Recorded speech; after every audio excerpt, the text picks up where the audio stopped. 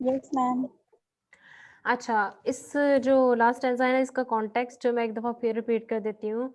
अब यहाँ से स्टार्ट करेंगे, जिसके बाद जो है ना सबसे पहली लाइन आ रही है, in this way a year ago he entered into the political and public life with great enthusiasm. He was loved and respected at that time.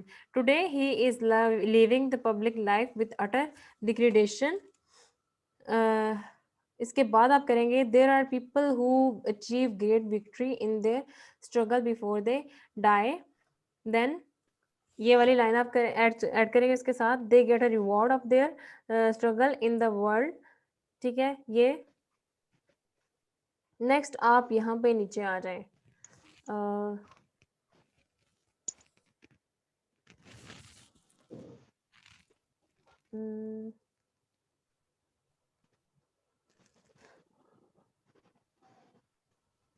The public leader thinks that if he had died at the moment of his great triumph like some heroes in history, it would have been better for him.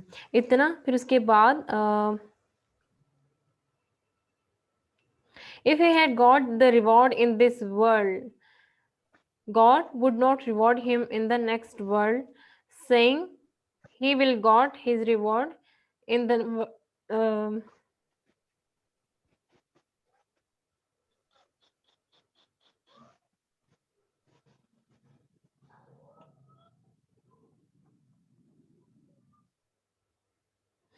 if he had got the reward in this world, God would not reward him in the next world.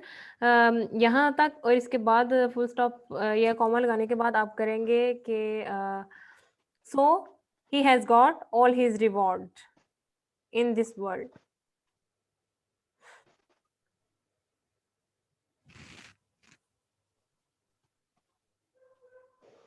यहाँ पे ना ये जो start है ना, if he had got the reward in this world, in this world की जगह लिख लें if he had got the reward now, in this world की जगह लिख लें now, इस वर्ल्ड को क्रॉस करके ऊपर लिख लें now.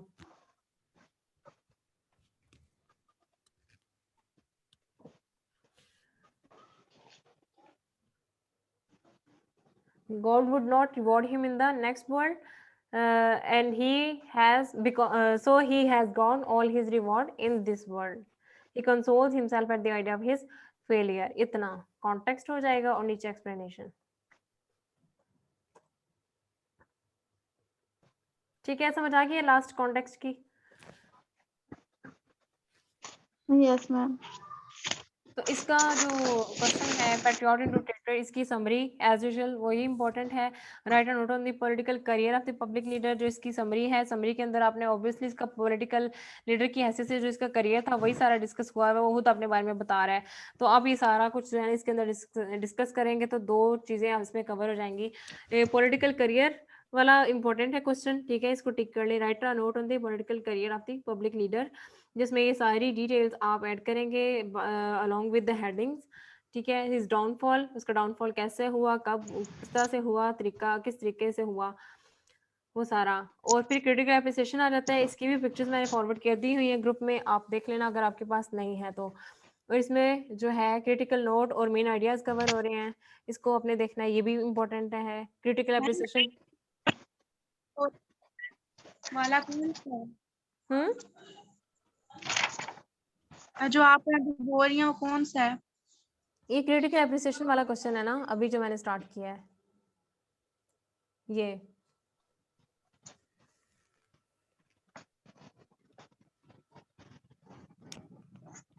Okay ma'am. क्रिटिकल। तो ये जो है ना क्रिटिकल एप्रिसिएशन जो है ना पॉइंट्स का लाजमी आता है किसी ना किसी पॉइंट का, तो इसको लाजमी करना होता है आपने। इसमें मेन आइडियाज भी कवर होते हैं, मतलब दोनों में से कोई एक क्वेश्चन आ जाते हैं, दोनों आप डाटा इसमें लिख सकते हैं।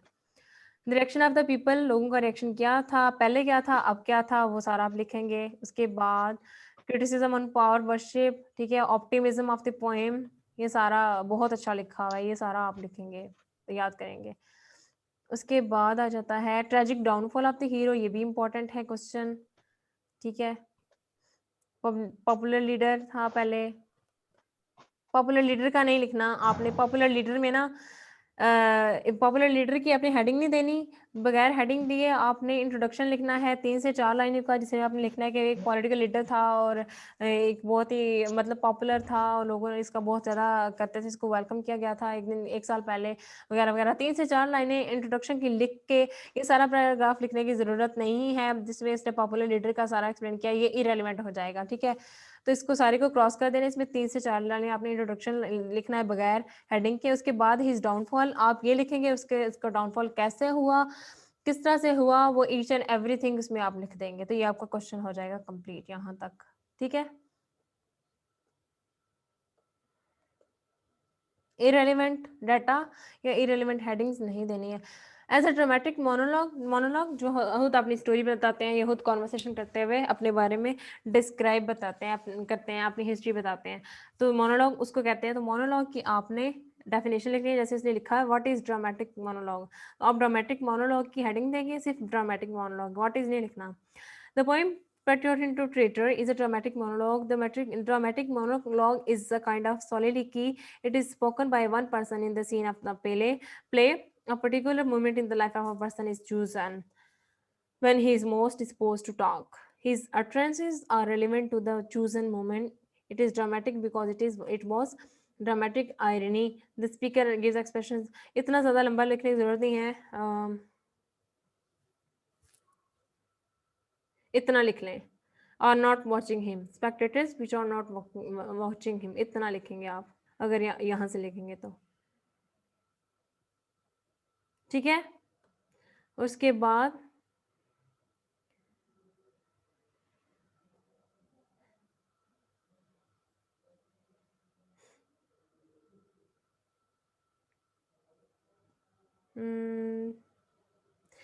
ओके, उसके बाद आप जो है ना ड्रामेटिक मोनोलॉग की, अगर आप समझते हैं ना ये लेंथी है डेफिनेशन, तो आप नेट से सर्च करके ना ड्रामेटिक मोनोलॉग की 4 से 5 लाइनें ज़्यादा से ज़्यादा हों, इससे ज़्यादा ना हो, वो आप ढूंढ के लिख सकते हो, ठीक है? Political leader speaks of his tragedy, अपनी ट्रेजेडी के बारे में वो लिख रहा है, बयान कर रहा है कि मेरे साथ क्या हुआ, कब हुआ, क्यों हुआ। इसने पॉइंट बाय पॉइंट लिखा है, आपको पॉइंट्स की नंबरिंग देने की ज़रूरत नहीं है। As usual you have to write in paragraph, ठीक है? डिफरेंटली उसके थ्रू आप स्पेसिफाई करेंगे इसको। और ड्रामेटिक आयरनी कहाँ-कहाँ पे है? ड्रामेटिक आयरनी होती है कि जो है आप जैसे कि कैरेक्टर्स जो होते हैं उनको खुद नहीं पता होता लेकिन ऑडियंस को पता होता है। जैसे कि हम एज़ अ ऑडियंस उसको देख रहे हैं, ठीक है? एज़ एन ऑडियंस देख रहे हैं उसको, हमें पता है अब क्या होने वाला है या उसके साथ क्या हो रहा है, हम पूरी स्टोरी को क्लियरली देख पा रहे हैं। लेकिन वो बीइंग अ कैरेक्टर्स को जो है ना नहीं पता कि मैं क्या कर रहा हूँ, मेरे साथ क्या होने वाला है, उसको नहीं समझ आता। तो ड्रामेटिक आयरनी वो होती है जिसमें ऑडियंस को पता होता है, खुद बंदे को नहीं पता होता कि क्या होने वाला है, क्या हो रहा है। तो यहाँ पे जो है ना वो सारा आप पॉइंट्स बताएँगे कि कैसे-कैसे है, ड्रामेटिक आयरनी कैसे है, क्या है और इस पॉइंट के अंदर किस-किस जगह पे अप्लाई हुई है। ठीक है, इसको एक दफ़ा पढ़ना, ना समझ आए तो आप पूछ लेना। Dramatic monologue is a most important question, फिर बता रही हूँ ड्रामेटिक मोनोलॉग की यहाँ से डेफिनिशन समझ ना आए तो नेट से सर्च कर लेनी है। मैं भी आपको जो है ना कुछ बेस्ट डेफिनिशन आपको सर्च करके स्क्रीनशॉट सेंड कर दूँगी ग्रुप में, ठीक है? और feelings at the downfall of the hero, आपकी फीलिंग्स क्या हैं उसका डाउनफॉल देखते हुए, या इसके what do you think that the public leader met his fate rightly, आपको क्या लगता है कि वो अपनी किस्मत जो उसको मिली वो वाकई ऐसे डिजर्व करता था। No tragic end of the public hero excited और पीटी फॉर हिम, हमें उस पर पीटी फील होती है या नहीं होती है, ये सारा कुछ जो है ना आप पे आपकी पर्सनल ओपिनियन पे भी क्वेश्चन आता है। तो आप लिखेंगे मॉब साइकोलॉजी की हेडिंग दे लें या इसकी जगह कुछ और लिख लें, ठीक है? मॉब का अल्टरनेट वर्ड लिख लें कोई, इसके इसमें ये लिखेंगे। इसको एक दफ़ा पढ़ लेना वैसे, आता होता है, आपकी पर्सनल ओपिनियन आती होती है। और वन्स अ पॉपुलर लीडर, फिर ड्रामेटिक चेंज कैसे हुआ उसकी ज़िंदगी में, फिर उसका डाउनफॉल कैसे हुआ, वो आ गया। तो इतना कंप्लीट हो जाएगा। मैसेज और मोरल ऑफ द पोएम इसको एक दफ़ा देख लेना, इतना इम्पोर्टेंट नहीं है। एक दफ़ा पढ़ ज़रूर लेना कि इसमें कहा क्या जा रहा है। ठीक है, उसके रिलेटेड सारी ये डिटेल है, इसको एक दफ़ा लाज़मी पढ़ लेना। हो सकता है आपको एक्स्ट्रा डाटा कुछ मिल जाए याद करने के लिए। और उसके बाद uh, political condition of the world and the relevance of the poem. दुनिया की पॉलिटिकल कंडीशन कैसी है, रेलिवेंस ऑफ द पोएम यानी कि पोएम से जो आजकल की कंडीशन है दुनिया में चल रही है, पॉलिटिकल कंडीशन ऐसी जो चल रहा है, हालात चल रहे हैं, उसका पोएम से अगर कंपेयर करके लिखें तो आप क्या कहेंगे? तो ये क्वेश्चन इम्पोर्टेंट है, ये आपका आ सकता है। हमारा ये नहीं है तो रहने दें, फिर इसकी मैम चेक करेंगे ग्रुप में, अगर आपने सेंड किया हुआ तो ठीक है, अगर ना हुआ तो फिर आप कर दीजिएगा, फिर आपको बता देंगे। श्योर मैं कर दूंगी।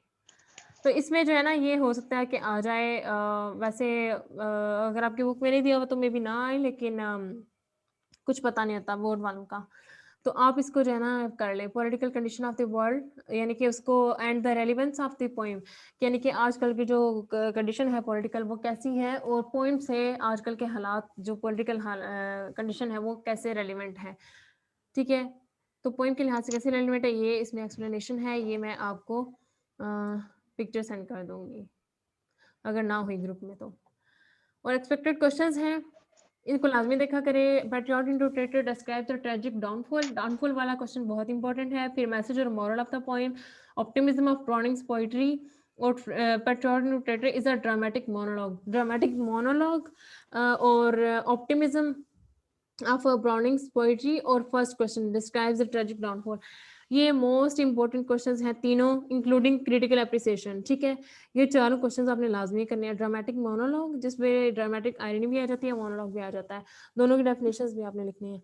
और जो ट्रेजिक डाउनफॉल है इसका, और उसके बाद ऑप्टिमिज्म ऑफ ब्राउनिंग्स पोइट्री। ठीक है, यहाँ पे ब्राउनिंग के स्पेलिंग गलत लिखे हुए हैं, आपने ठीक कर लेने हैं इसको।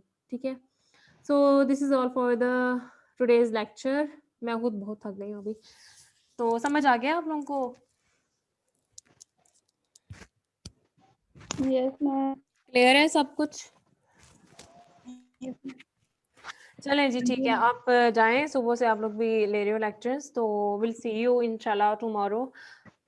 आई होप कि हम कल पोइम्स खत्म वाला काम खत्म करने अपना रमजान से पहले पहले। Okay ma'am. ठीक है, कल हमारी पोइम्स खत्म हो जाएंगी इंशाल्लाह, 2 ही पोइम्स रह गई हैं फर्दर, तो उसके बाद फिर हम स्टोरी स्टार्ट कर देंगे, तो वो भी मैं कोशिश करूंगी कि 2 दिन के अंदर अंदर हम वो भी कवर कर लें। Okay ma'am. चलें जी, अपना ख्याल रखें। सही है, जाएं फिर आप लोग रेस्ट करें, मुझे भी दुआ में याद रखें। ठीक है, इंशाल्लाह। ओके जी, अल्लाह हाफिज। अल्लाह हाफिज मैम। अल्लाह हाफिज। अल्लाह हाफिज। अल्लाह हाफिज।